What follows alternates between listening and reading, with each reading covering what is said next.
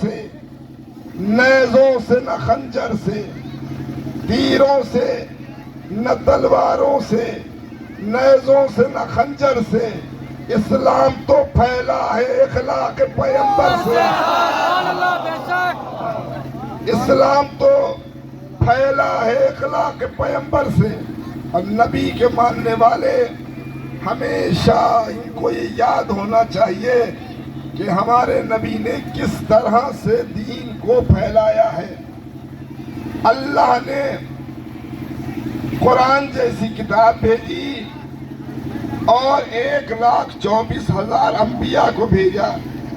اس میں سب سے بڑے نبی ہمارے رسول صلی اللہ علیہ وسلم ہیں کہ جن کے پسینے کے قطرے سے انبیاء کی خلقت ہوئی، ان کے پسینے کی خلقت سے، ان کے پسینے کے قطروں سے انبیاء کی خلقت ہوئی۔ اس نبی نے کس طرح سے اسلام کو پھیلایا، اللہ نے قرآن کو کیوں بھیجا اور نبی کو کیوں بھیجا؟ اس لیے تاکہ اس کا بندہ ایک صحیح بہتر زندگی گزار سکے۔ ہمیں کیسے چلنا چاہیے کہ ہمیں اس پر سیرت نبی دیکھنا ہوگی کہ نبی نے کس کام کو کیا ہے اور کس کام کو انجام دیا ہے۔ برادران عزیز، ارباب عزا، محبان اہل بیت علیہ السلام، نبی کونین کی پوری زندگی وہ مصائب کی زندگی ہے، اس لیے تاکہ اللہ کا دین ہر انسان تک پہنچ جائے۔ نبی نے اللہ کے دین کے لیے اتنی مشقتیں اٹھائیں کیونکہ اللہ نے بھیجا ہی اس لیے تھا تاکہ ہم انسان بن سکیں۔ ہم دنیا میں آئے ہیں صرف لڑائی جھگڑے کے لیے نہیں، فساد برپا کرنے کے لیے نہیں، میرا تیرا کرنے کے لیے نہیں، بلکہ اس دنیا میں جو آئے ہیں وہ انسان بننے کے لیے ہیں۔ انسان کسے کہتے ہیں؟ جس کے 2 ہاتھ ہوں وہ انسان نہیں، جس کے 2 پیر ہوں وہ انسان نہیں، جس کی 2 آنکھیں ہوں وہ انسان نہیں۔ ہر انسان یہ جانتا ہے انسان وہ ہے جس کے اندر انسانیت پائی جائے۔ انسانیت کسے کہتے ہیں؟ جو دوسروں کے غم میں غم منائے، جو دوسروں کی خوشی میں خوشی منائے، اسے انسان کہتے ہیں۔ اکثر ہم لوگ یہ بات کہتے ہیں کہ بھائی فلاں آدمی ہمارے محلے میں رہتا ہے، وہ انسان نہیں۔ تو آپ سوال کریں مجھ سے، کیا اس کے ہاتھ نہیں ہیں؟ کیا اس کے پیر نہیں ہیں؟ کیا اس کی آنکھیں نہیں ہیں؟ نہیں، سب کہیں کہ ہے۔ پھر کیوں انسان نہیں ہے؟ کہا بھائی وہ انسان وہ ہے کہ کسی کے گھر میں غم ہو جائے تو اس سے کوئی مطلب نہیں، کسی کی یہاں کوئی خوشی ہو تو وہ کوئی مطلب نہیں۔ معلوم ہوا انسان وہ ہوتا ہے جو دوسروں کی خوشی میں خوش بھی ہو، دوسروں کے غم میں غم بھی بنائے۔ نعرہ حیدری، نعرہ صلوات۔ سب مل کے بابا سے بلند درود بھیجے محمد و آل محمد پر۔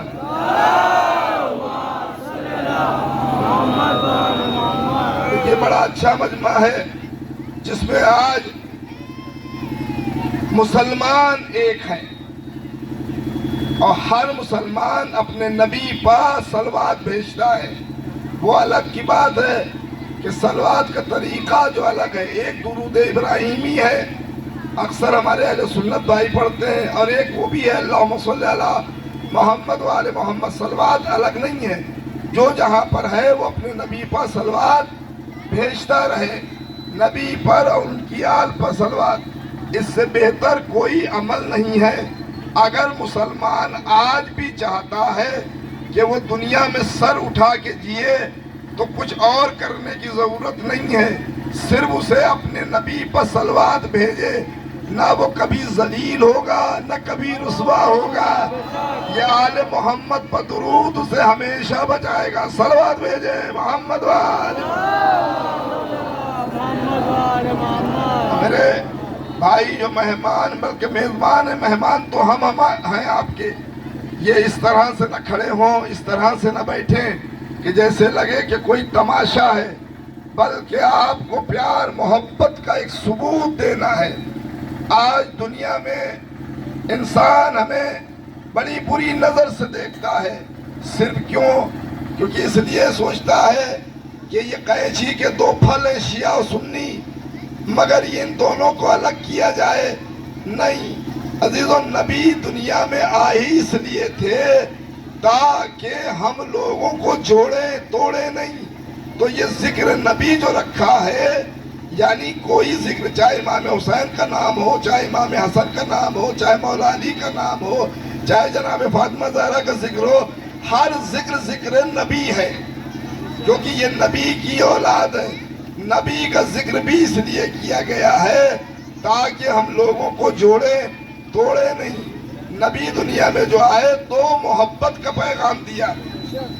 آج ہم کہتے ہیں کہ یہ تو زمانہ بہت خراب ہے، یہ زمانہ نہیں خراب ہے، زمانہ وہ خراب تھا جس دور میں نبی آئے تھے، جہاں بیٹیوں کو زندہ دفن کر دیا جاتا تھا۔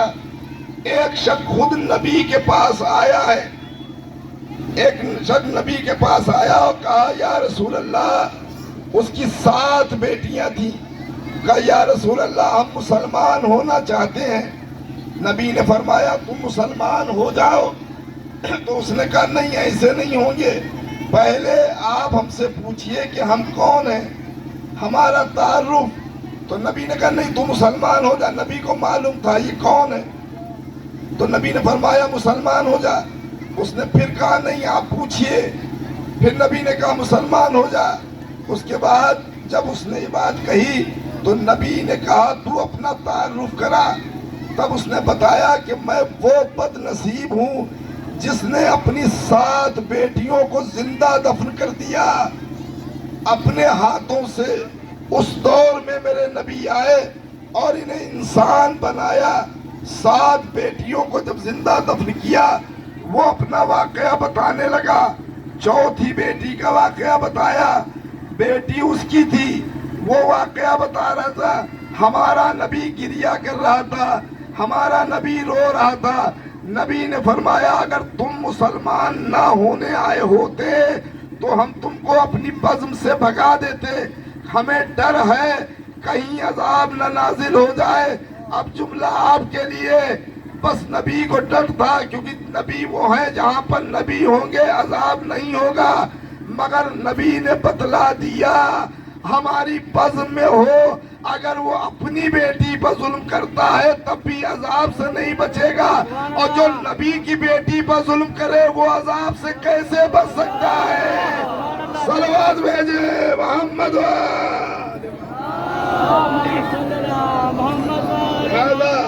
نبی کا کہنا کیا ہے؟ کسی پر ظلم کرنے والے پر عذاب نازل ہوگا، اور جو انسان محبت کا پیغام دے گا، جو انسان محبت کا پیغام دے گا، اس کے لیے ہمیشہ بھلائی ہے۔ قرآن کہہ رہا ہے الفتنۃ اشد من القتل، کہ فتنے سے بڑی کوئی چیز نہیں، قتل سے زیادہ یہ فتنہ و فساد خطرناک ہے جو آپس میں تفرقہ پیدا کرتا ہے۔ بھائی 2 گاؤں مسلمان کے ہیں، ایک گوری خالصہ مثلا ایک کھجونا، یہ دونوں مسلمان ہیں، تبادلہ خیال ہونا چاہیے، بات چیت ہونا چاہیے، سلام دعا ہونا چاہیے۔ ہمیں اسلام و قرآن کو سمجھنا ہے کہ قرآن کیا کہہ رہا ہے۔ بار بار قرآن کہہ رہا ہے تم غور و فکر کیوں نہیں کرتے ہو؟ سنیے نہیں، غور کیجئے، علماء سے پوچھئے کیا ہے، کیسے یہ دین پھیلا ہے۔ 1000 بار ہم لوگ نبی کے واقعات سنتے رہتے ہیں، مگر کبھی غور کیا کہ ہم نبی کی سیرت پہ بھی چلتے ہیں یا نہیں چلتے ہیں؟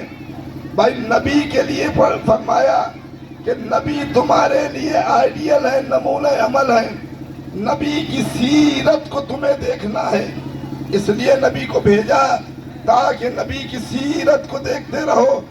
کون نبی؟ جب نبی خانہ کعبہ کی دیوار سے ٹیک لگا کر کے، آج مسلمان بھی قرآن پڑھ رہا ہے، مگر وہ جو قرآن پڑھ رہا ہے وہ اپنے کو بہتر مان رہا ہے، دوسرے کو غلط مان رہا ہے، چاہے وہ کوئی بھی ہو۔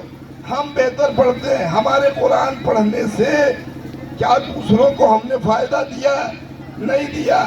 جب ہمارا نبی قرآن پڑھتا تھا کعبہ خانہ کعبہ کی دیوار سے ٹیک لگا کر کے، تو کفار مکے کے باہر کھڑے ہوتے تھے اور لوگوں کو روئی دیتے تھے، کپڑا دیتے تھے کہ دیکھو یہ اپنے کان میں لگا لو، اور اندر جا رہے ہو مسلمانوں کا نبی کچھ پڑھ رہا ہے، کچھ کہہ رہا ہے، اسے سننا نہیں۔ یہ اس لیے کیونکہ یہ بتانا چاہ رہے تھے کہ اگر سن لیں گے تو یہ اپنے خداؤں کو بھول جائیں گے۔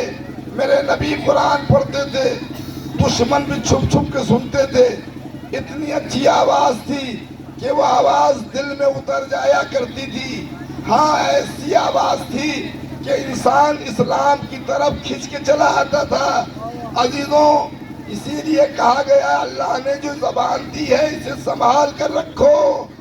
یہ زبان کو، بہرحال پہلے ایک بات مکمل ہو جائے کہ نبی اس طرح سے قرآن پڑھ رہے ہیں کہ دشمن باہر کھڑے ہیں، روئی دے رہے ہیں، کپڑا دے رہے ہیں، مگر جب یہ لوگ اندر آتے تھے اور دیکھتے تھے نبی کو پڑھتا ہوا تو اپنے آپ کہتے تھے ہم مکے آئے ہیں، یہاں سے جائیں گے تو لوگ پوچھیں گے کہ کیا دیکھا، کیا سنا، تو کیا بتائیں گے؟ یہ کہہ کے وہ روئی نکالتے تھے، کپڑا کھولتے تھے۔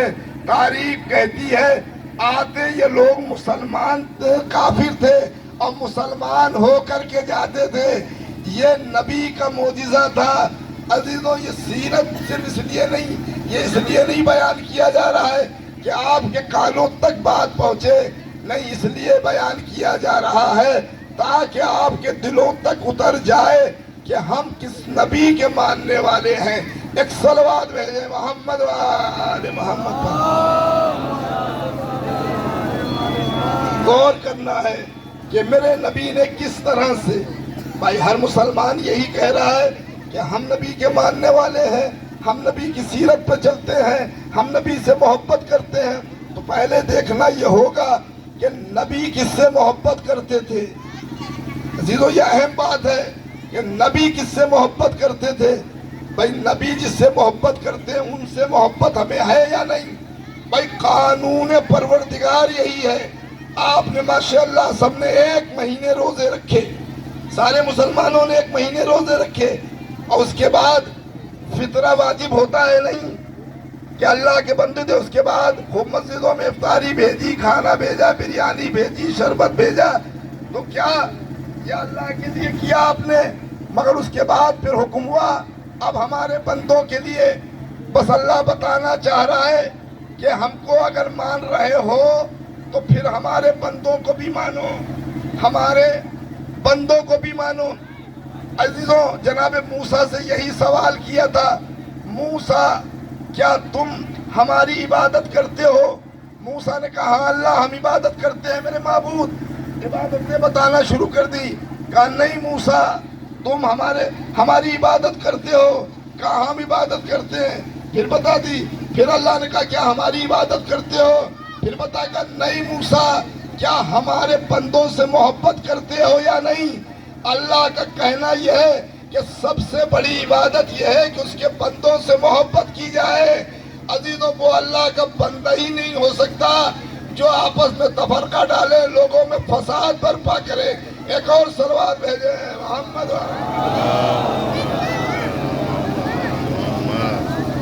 ایک اور درود بھیجے محمد و آل محمد۔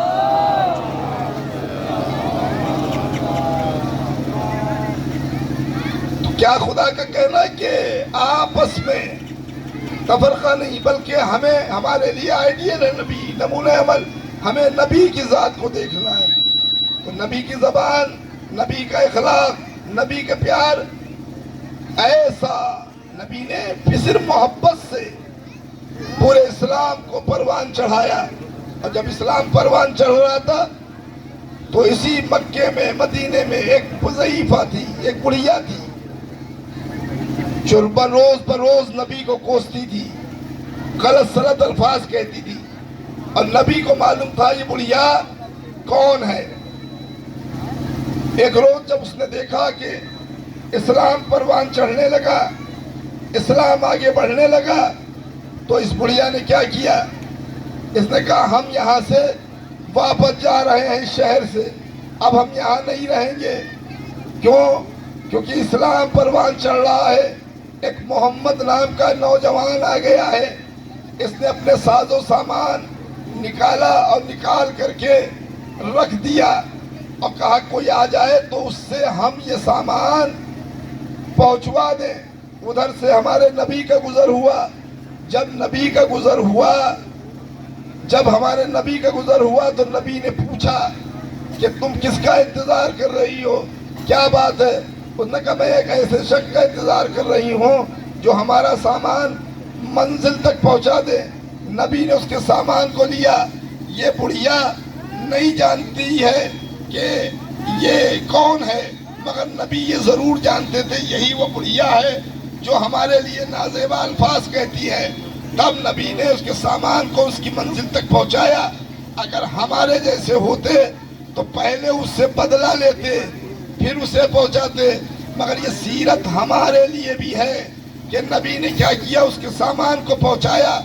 جب اس کی منزل پر سامان رکھ دیا تو نبی چل دیے۔ تو یہ بڑھیا کے لیے بڑا شریف نوجوان ہے کہ یہ اپنی اجرت بھی نہیں لیتا ہے اور چلا گیا۔ اس نے آواز دی اے نوجوان کہاں جا رہے ہو، اپنی اجرت تو لیتے جاؤ۔ نبی نے فرمایا کس بات کی اجرت؟ نہیں، کسی کی اجرت نہیں، یہ معمولی سا کام ہے۔ ہمارا کام ہی دوسروں کی مدد کرنا، پیار سے بولنا، اخلاق سے بولنا، یہ ہے ہمارا دین، یہ ہمارا مذہب۔ یہ سوچی کہ کتنا شریف نوجوان ہے۔ اس نے نبی کو پاس بلایا اور فرمایا یہ بیٹا بتاؤ، دیکھو تمہارے شہر میں ایک محمد نام کا آیا ہے نوجوان، جو محمد نام کا نوجوان آیا ہے جو اپنے دین کی طرف لوگوں کو دعوت دے رہا ہے اور ہمارے خداؤں کو معاذ اللہ برا کہہ رہا ہے، دیکھو کہیں اس کے بہکاوے میں نہ جانا۔ نبی مسکرا رہے تھے، جب اس نے مسکراتے ہوئے دیکھا تو کہا یہ بتاؤ نوجوان کہ تمہارا کیا نام ہے؟ نبی نے سر اٹھا کے کہا مجھے محمد کہتے ہیں۔ بس عزیزوں اتنا کہنا تھا کہ نبی کو کچھ کہنے کی ضرورت نہ پڑی، بلکہ اس نے خود نبی کے سامنے ہاتھ جوڑے، کہا اے نبی، مسلمانوں کے نبی، آج سے ہم بھی مسلمان ہوتے ہیں اور ہمیں کلمہ پڑھائیے۔ اے مسلمانوں بتاؤ نبی نے اخلاق کے ذریعے کلمہ پڑھایا نہیں پڑھایا؟ یہ میرا نبی وہ ہے اگر پتھر بھی ہاتھ پہ آ جائیں تو وہ بھی کلمہ پڑھتے ہوئے نظر آئے۔ ایک صلوات بھیجے محمد وآل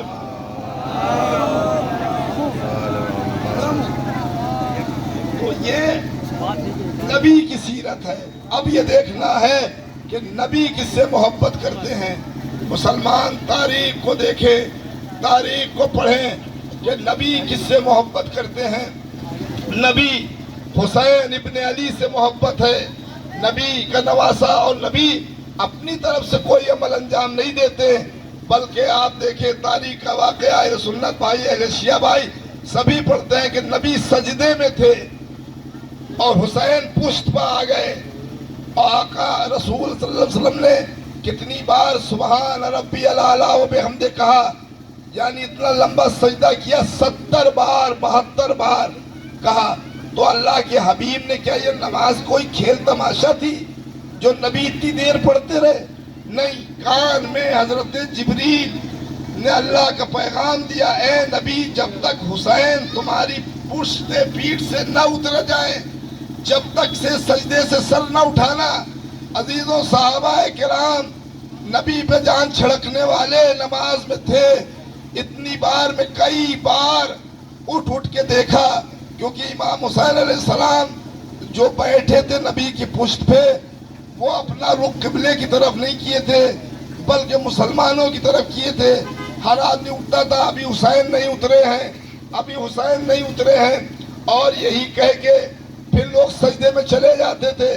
70 72 بار سبحان ربی الاعلیٰ و بحمدہ کہا تھا۔ بس آپ غور کریں اس بات پر، سوچیں مسلمان، کہ جس حسین کی اتنی عظمت ہو، اللہ نے بتائی ہو کہ نبی کا سجدہ رک جائے، مگر اس حسین نے سجدے کا بدلہ یہ دیا، اے میرے معبود اگر تو نے اپنا سجدہ میرے لیے روکا ہے تو میں کربلا کی زمین پہ وہ سجدہ کروں گے، قیامت تک سجدے میں سر رہے گا۔ صلوات بھیجے محمد وآل محمد وآل محمد۔ ایک اور باواز بلند درود بھیجے محمد وآل محمد۔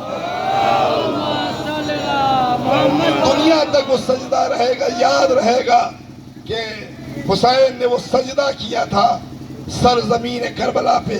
آپ دیکھیں آخری بات و زحمت تمام، جنگ کس سے تھی؟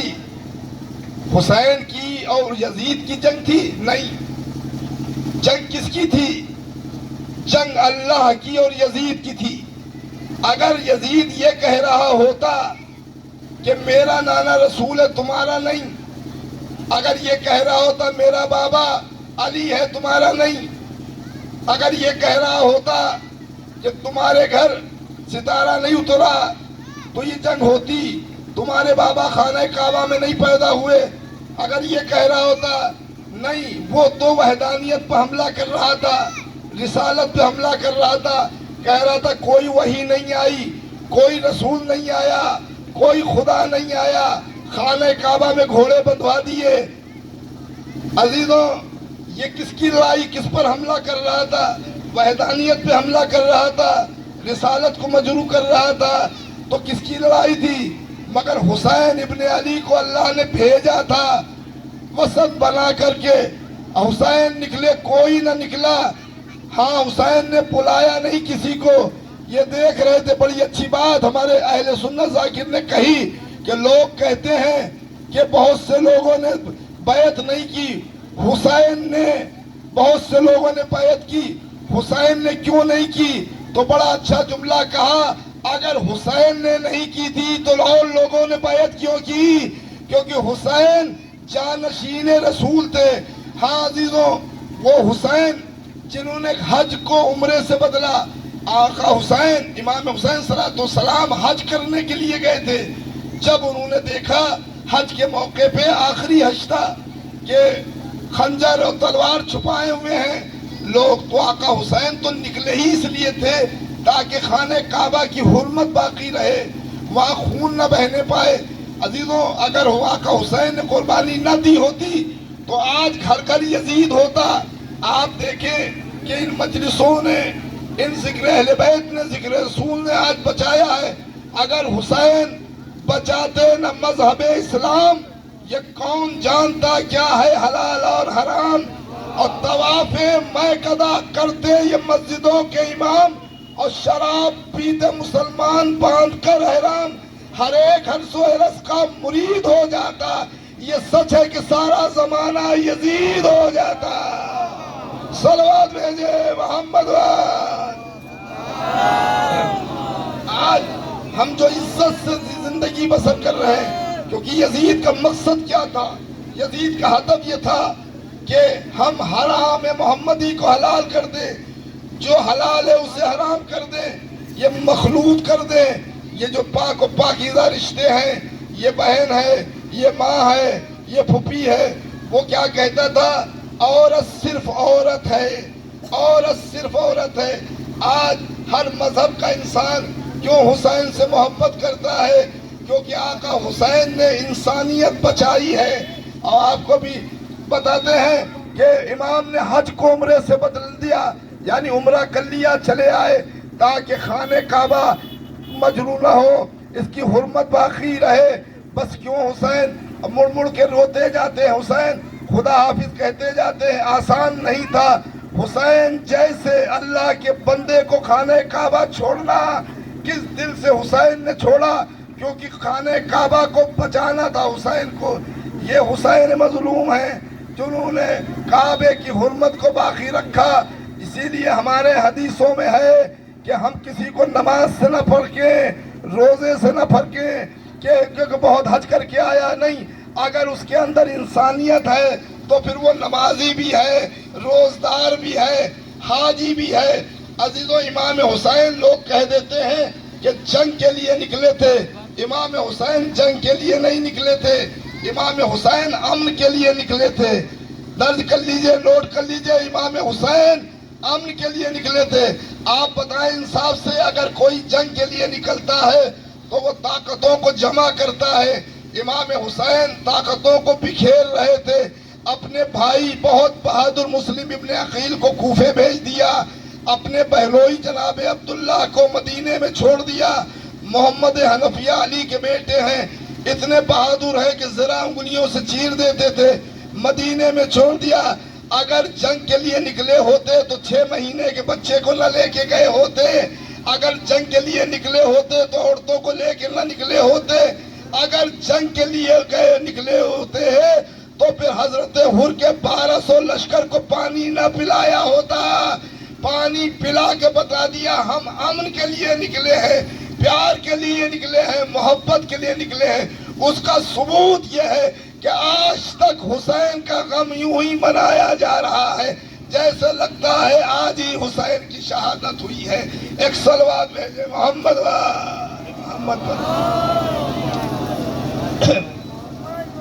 بس برادران عزیز، بہت وقت آپ کا لیا۔ یاد رکھو مسلمانوں، اگر قربانی کی، حسین کی قربانی تمہیں یاد ہے تو کہیں ذلیل نہ ہوگے۔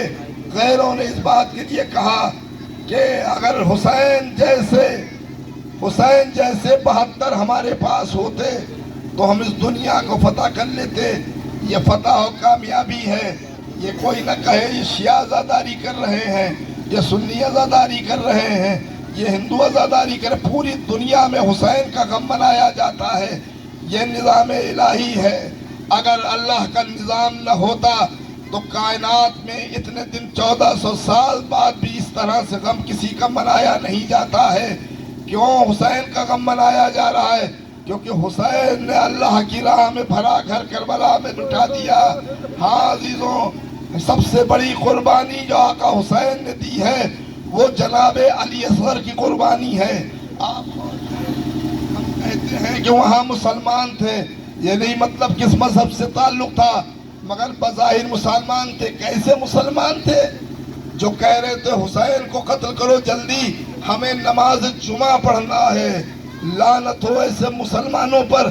ہم سب کہیں گے، یہ نہیں کہ شیعہ لعنت کرتے ہیں، ہر مسلمان یہ کہے گا کیا وہ نمازی ہو سکتا ہے جو نماز بچانے والے کو قتل کر رہا ہو؟ ارے ہمارے ہاں تو یہ ہے کہ اگر آپ وضو کرنے جا رہے ہیں، وضو کا پانی ہے اور جانور پیاسا ہے تو آپ وضو نہ کریں، اس جانور کو پلائیں۔ مگر یہ کون تھا کربلا میں جو 6 مہینے کا بچہ ہے، حسین پانی مانگ رہے ہیں۔ آپ ذرا غور کریں، کسی مذہب کا ہو، آپ بھی سفر کرتے رہتے ہیں، ہم بھی سفر کرتے رہتے ہیں، ہر مذہب کے ملتے ہیں۔ اگر کوئی بچہ پیاسا ہوتا ہے، میں نے اپنے اسی روڈ پر، روڈ ویز پر دیکھا کہ ایک بچہ، مسلمان کا بچہ پیاسا تھا، ہمارے سامنے ہائی فائی شخص تھا، بڑا ہینڈسم تھا، دیکھنے سے لگ رہا تھا کہ ہاں ایک پیسے والا ہے، پڑھا لکھا ہے۔ ہمارے پاس بھی پانی کی بوتل تھی، مگر ہم نے دیکھا وہ قریب تھا، سب سے پہلے اس نے پانی پیش کر دیا۔ اس نے نہیں دیکھا یہ بچہ ہے، یہ مسلمان ہے، کس عالم کی، وہ قریب تھا مگر اس نے نہیں دیکھا، کیونکہ یہی انسانیت ہے کہ ہم کسی کو پیاسا نہیں رکھ سکتے۔ آپ بتائیں، اللہ نے ہمارے لیے پانی کو پیدا کیا، کیا پانی میں کبھی دیکھا ہے کسی پر پہرا لگایا جائے؟ بلکہ جانوروں کو پانی پلایا جاتا ہے۔ جس دین اسلام میں یہ ہے کہ جب تک جانور بھی 3 بار اپنا منہ نہ پھیر لے، اسے ذبح نہ کیا جائے، وہاں نبی کا نواسا پانی مانگ رہا ہو۔ مسلمانوں پانی نہیں دیا، بلکہ اس تیر سے حسین کے اس بچے کو گلا چھیدا جس سے جانور نہر کیے جاتے ہیں۔ 3 بال کا تیر تھا، نشانہ لگایا، علی اصغر کے گلے پہ لگا، حسین کے بازو پہ لگا۔ ہاں عزیزوں، یہ حسین کی وہ عظیم قربانی تھی۔ بس عزیزوں، اسی جگہ پہ، اسی منظر پہ، بس یہ ایک منظر تھا کہ ایک خاص جاسوس تھا یزید کا۔ 2 منٹ آپ کے بڑھیں گے عزیزوں، وقت زیادہ لیں گے۔ ایک یزید کا خاص جاسوس تھا جس کو یہ بتایا گیا تھا کہ حسین کون ہے۔ وہ یہ دیکھ رہا تھا کہ حسین کا جتنا وقت قریب آ رہا ہے خدا سے ملنے کا، اتنا حسین کا چہرہ منور ہو رہا ہے۔ آخر وقت جب آقا حسین کی قربانی کا وقت آیا تو اس نے شمر سے عمر سعد سے یہ بات کہی جو فوج کا کمانڈر تھا کہ ہمیں تھوڑا سا پانی دے دے۔ تو اس نے کہا تم تو یزید کے سپاہی و خاص جاسوس ہو، تم پانی کیوں مانگ رہے ہو جو حسین یزید کے سب سے بڑے دشمن ہیں؟ اس نے کہا کہ کچھ نہیں، کہا اگر پانی دے دو مگر ہم تم اپنی ساری جائیداد دے دیں گے، سارا پیسہ دے دیں گے۔ اس نے کہا اچھا پانی کیوں مانگ رہے ہو؟ کہا ہم اس لیے مانگ رہے تاکہ قیامت میں رسول اللہ کو صورت دکھا سکے۔ بس عزیزوں کیوں ایمان لایا؟ کہا آقا حسین کی محبت دیکھ کے کہ خدا سے ایسی محبت ہے کہ جتنا حسین کی شہادت کا وقت قریب ہے حسین کا چہرہ منور ہوتا چلا جا رہا ہے کہ ہمیں اپنے خدا سے ملنا ہے۔ جب بھی کوئی لاش لے کے آتے ہیں حسین سجدے میں سر رکھ دیتے ہیں، اس وقت بھی حسین خدا کو نہیں بھولے۔ ہاں عزیزوں ادھر اس سے کہہ دیا جاؤ پانی لے کر کے آؤ، پانی لینے کے لیے گیا۔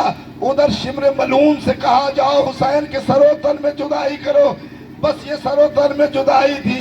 ہاں عزیزوں حسین کے گلے پہ خنجر چل رہا تھا مگر حسین اس وقت بھی نانا کی امت کے لیے دعا کر رہے تھے۔ شمر سمجھا کہ حسین کے لب ہل رہے ہیں، شاید ہمیں بد دعا دے رہے ہوں، کان کو قریب لے گیا، اس وقت بھی اپنے نانا کی امت کو دعا دے رہے تھے۔ بس یہ شخص جو پانی لے کر کے آیا تو اس نے دیکھا حسین کے سر و تن میں جدائی پیدا ہوئی۔ اس نے وہ گلاس لیا، وہ کورا لیا، وہ کوزہ لیا جس میں پانی تھا، قریب لے کے گیا۔ شمر بولا حسین پانی نہیں پئیں گے، سر کٹ گیا۔ اس نے کہا مجھے پتا ہے کٹا ہوا سر پانی نہیں پیے گا مگر رسول اللہ کے نواسے کے لیے پانی اس لیے لایا ہوں تاکہ قیامت میں یہ کہہ سکوں یا نبی خدا آپ کے نواسے کے لیے میں پانی لایا تھا۔ تو عزیزوں آج جو لوگ سبیلے لگاتے ہیں کم سے کم وہ یہ کہہ سکتے ہیں یا نبی خدا ہم حسین کے قاتلوں کے دشمن ہیں، ان کی یاد میں پانی پلاتے ہیں۔ انا للہ و